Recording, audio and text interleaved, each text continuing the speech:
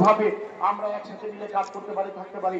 এই কথা বলে সকলের সুস্বাস্থ্য দীর্ঘায়ু কামনা করে আবারও সবাইকে ঈদ মুবারক জানিয়ে আমার আলোচনা শেষ করছি। আসসালামু আলাইকুম ওয়া রাহমাতুল্লাহি ওয়া বারাকাতুহু।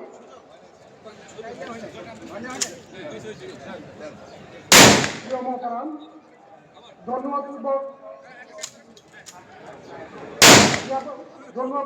জ্ঞাপন করবেন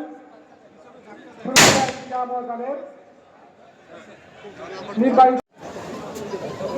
নামাজ শুরু হচ্ছে, সবাই নামাজ শুরু হচ্ছে।